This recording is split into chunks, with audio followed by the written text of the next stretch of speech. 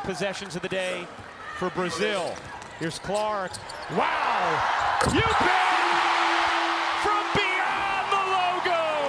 And a little point afterward. What happens when the most watched player in women's college basketball history returns to her home court, but this time as a pro? Caitlin Clark stepped back onto the hardwood at Carver Hawkeye Arena, but this wasn't college. This was the WNBA. And the buzz didn't just come from Iowa, it came from everywhere. Yeah, I thought it was electric. It's what you've seen, whether it's from the outside on television or being here broadcasting, but to actually feel the energy. I mean, it is a thing when you talk about having a six man, so to speak, crowd energy. It gives you a lift, it gives you a boost. It's why we all do what we do, like to feed into these kinds of environments. And so it was a lot of fun.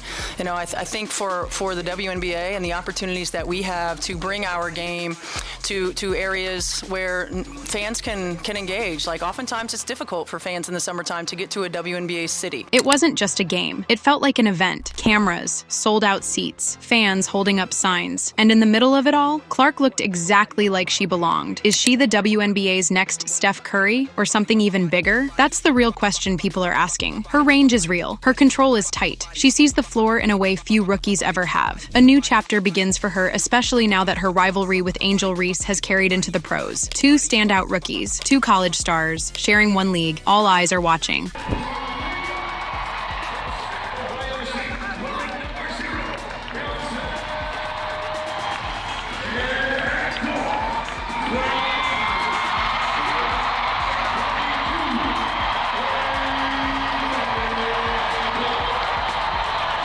Caitlin Clark's first WNBA preseason game came with extra weight, not just because it was her pro debut, but because it was happening at Carver Hawkeye Arena, where her name still echoes.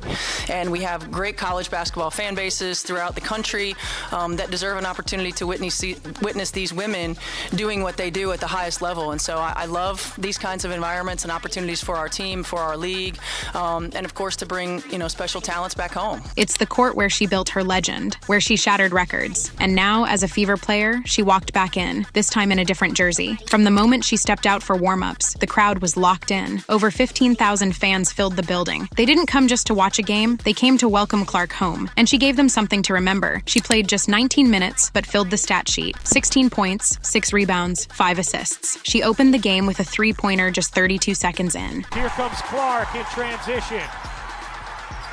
Clark, pull up three. You bet! It was the first point of the night. The crowd erupted. She didn't stop there. Later in the game, she launched a shot from the logo, at least 35 feet out, and drilled it. It wasn't just a deep shot. It was a statement, the kind that makes highlight reels instantly. The better-looking possessions of the day for Brazil. Here's Clark. Wow! You bet! From beyond the logo! And a little point afterward. After the game, Clark took to X to speak directly to fans. "What a day in Iowa City," she wrote. "Can't say thank you enough to everyone who made it special for myself, but also my teammates. Fief show." It was short, but it said everything. She didn't make it about herself. She included her squad. Clark also spoke about what it meant to be back at Iowa. She didn't hide the emotion. "I didn't expect anything else," she said. "That's exactly what I would have expected from them." Yeah, I mean, I didn't expect anything else. Like, that's exactly what I would have expected from them. And, once I leave college, I'm still going to be a Hawkeye, and I really appreciate their support. And I'm sure they've come to love a lot of my teammates, whether it was last year, and then they'll find some new ones to cheer for this year. And, hopefully we can give them a lot of wins to make them happy. But I think that's, like I said, one of the best parts about the fan base is... She's left college behind, but she made it clear she'll always be a Hawkeye. And Caitlin Clark's return to Iowa City is underway. Rebound Fever. Caitlin pulls top of the key. Good! And she falls down to her left. No foul. But it's a... She wasn't just playing a game. She was reminding the fans that she's carrying them with her into this next phase. Her connection to Iowa isn't ending. It's growing. That's rare in pro sports. And fans can feel that. Clark is more than a rookie. She's a symbol of what's possible when college greatness carries into the pros. This night wasn't just about basketball. It was about community, loyalty, and growth. And Clark owned every part of it. The Indiana Fever versus Brazil preseason matchup wasn't just a game, it was a milestone. I mean, this was the first time a WNBA team ever played at Carver Hawkeye Arena. That alone made it historic, and Clark made sure the moment mattered. The game was broadcast live on ESPN. Only 4 preseason games this year made it to national TV. This was one of them. That kind of exposure? Almost unheard of for a rookie-led preseason match. But when Caitlin Clark is involved, networks take notice. Caitlin, how did this crowd, this moment, this environment meet your expectations today?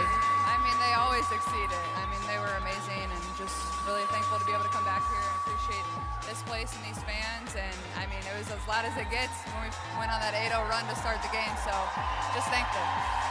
The buzz started long before tip-off. Tickets went on sale in January. They sold out in just 42 minutes. The average resale price was over $650. That's the highest for any WNBA game since 2015, preseason or not. It wasn't just Iowa fans. People came from everywhere to witness this. 30 seconds into the game, Clark pulled up from the top of the arc. Splash. First bucket of the night, and the first ever WNBA basket scored at CHA. Her name is now in the building's history twice, both college and pro. That's something only a few athletes can claim. This wasn't an isolated event either. The WNBA is experimenting this year with college campus games. LSU hosted Brazil too. Angel Reese made her return there.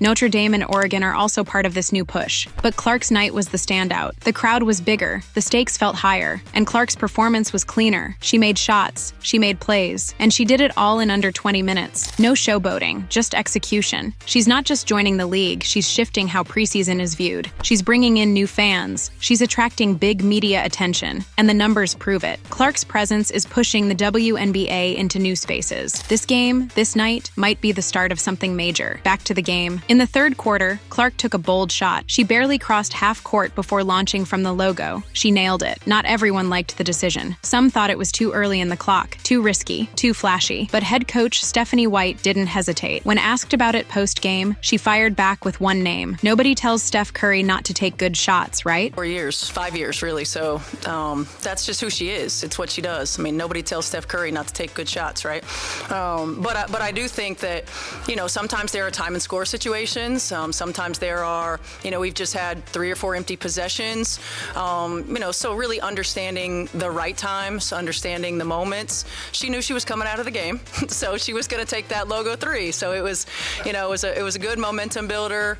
And of course, what everybody wants to see from Caitlin, especially in this arena. It was direct. It was confident. And it was a public endorsement of Clark's instincts. White made it clear. Clark has the green light. She's trusted to know when and how to shoot. There's no leash, no hesitation. Just basketball sense. And Clark's got plenty of it. And there's no doubt how Clark has impacted Indiana Fever's competitive spirit. Yeah, I mean, it's competitive spirit. And it's what competition is all about. And you bring in players who have the same kind of competitive edge, and they want to rip each other's hearts out in practice every single day. It's part of competing, and I know that sometimes we're not used to seeing that in women's sports, but it is what it is, right? Like we want to compete, we want to be our best, we want to compete at a high level. We've got edgy players, we've got competitive players, and I guarantee you it doesn't matter if we're playing cards or if we're playing basketball.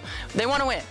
And they want to do what it takes to win and position themselves to win. She's not being treated like a regular rookie. The way the team speaks about her, it's different. She's already the centerpiece, already the go-to, and her range is a weapon they're willing to unleash. Angel Reese also returned to her college home during the preseason. LSU hosted a WNBA exhibition. It was a big deal, but it didn't pull the same weight. The buzz around Clark's return was much louder. Both players are incredible. Both are stars. Both were top draft picks, and both are expected to carry the league into its next chapter. But when you stack the 2 preseason games side by side, one clearly led the headlines. Clark's 35-footer made national news. Her crowd was bigger. The resale prices were higher. The coverage leaned heavily in her favor. That doesn't erase Reese, but it shows who's setting the early tone. Their rivalry isn't new. It goes back to college, but now it's in the pros. Different teams, bigger stakes, more eyes. And when they finally meet on May 17th, it's going to be huge. The Indiana Fever will play one more preseason game on May 11th. They'll face the Atlanta Dream on the road. That's the final tune-up before the real season begins. Then on May 17th, Clark and the Fever open their season against the Chicago Sky. That means one thing: Angel Reese versus Caitlin Clark, round 1. This isn't just a matchup, it's a moment, and the league knows it. Expect cameras, expect noise, expect the spotlight. Clark's efficiency was sharp. She shot 60% from the floor. She hit 4 of 6 from deep. She didn't force anything, just let the game come to her. In the middle of the game, the Brazil coach said something rare. He turned to Clark and said, "You've changed the history in basketball basketball. She didn't gloat. She just nodded. I appreciate it, she replied. Thanks for coming here and playing us.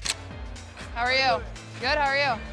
You're an amazing player. Congratulations. Thanks. You're changing the history in I basketball. appreciate it. Thanks for coming here and playing us. Most people you've played in front of.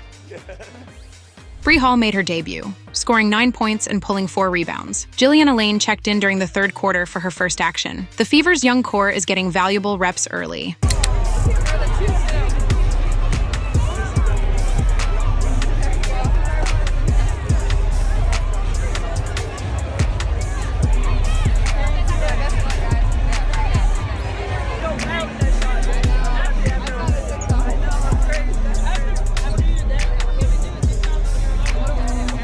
Is Caitlin Clark already the face of the WNBA before her first official game? Or is this just the beginning of something even bigger? Let's hear your thoughts in the comments. Don't forget to like and subscribe for more WNBA updates. Thanks for watching.